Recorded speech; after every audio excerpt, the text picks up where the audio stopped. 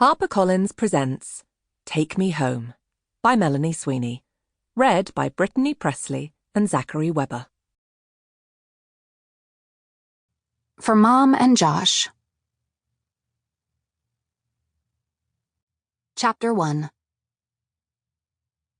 When Hazel zipped into the parking lot of the living room cafe, the old clunker with its faded indie rock bumper stickers and duct-taped license plate frame wasn't there. Which meant, more importantly, the owner of the car wasn't there. A Christmas miracle. With only 2 hours to finish and submit the final paper of her first semester of graduate school, the last thing Hazel needed standing, or sitting, in her way, was Ash Campbell. She'd hustled to the cafe directly from proctoring her advisor's Intro to Psychology final, her last chore as Dr. Sheffield's favorite errand girl. Hustled even though she knew that more than likely Ash had already swooped in and taken her study spot. He had an infuriatingly reliable 5:05 arrival time. But she'd hoped anyway. She needed this. And damn it, by sheer willpower and a few questionable rolling stops, and apparently some favor from the cosmos because her clock now read 5:07, she'd beat him here. Finally, a small mercy.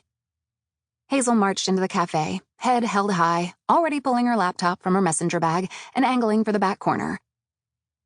Except, she checked out the front window again. No, his car still wasn't in the lot. And yet, there he sat, across the cafe in her chair, monopolizing the only working outlet in the place. Ash's eyes, dark as black coffee, lifted to hers just as a chilly December gust blew the door shut and knocked her forward. She dropped her laptop back into her bag. "You're here," she accused. "Rough day."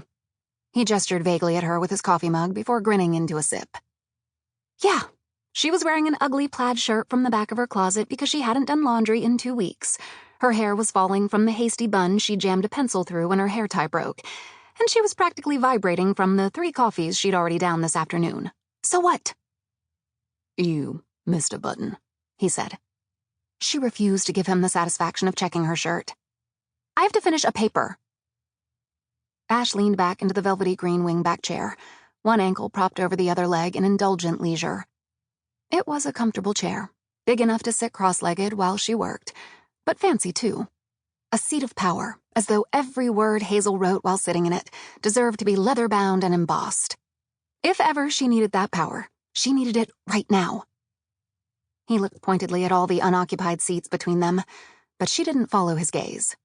None of the other tables had outlets. None of the other chairs had the green one's magic. They'd had this argument 100 times. With a huff, she crossed the threshold to the front counter. "Isn't the semester over?" Ash asked across the cafe. "Not for 2 more hours," he tisked. "Cutting it pretty close." "Shut up!" He laughed as she yanked out a stool. "I put your Swiss Miss Abomination on the menu." He nodded at the sign above the counter. In his aggressive, spiky handwriting, the newest edition read, "Baby's First Coffee."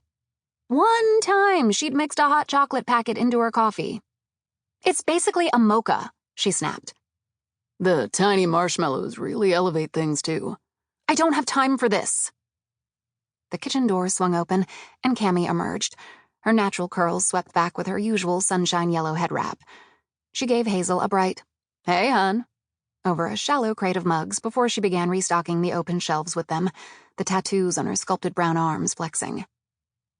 At the living room, the default was a "for here" cup, mostly thrift store finds.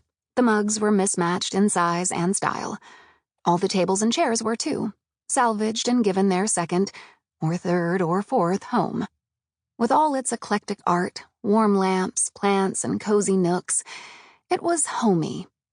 Not like any home Hazel had ever lived in, but still, it would have been a perfect student coffee house, except it was too far from campus to cross most undergrads' radar. Plus, the one espresso machine was in constant disrepair, limiting the menu to drip coffee, teas, sandwiches, chips, and if you came early enough, the muffin of the day.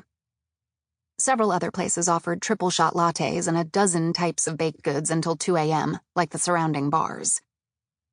She'd found the cafe back around midterms on the heels of a breakdown in her tiny apartment. Sample complete. Ready to continue?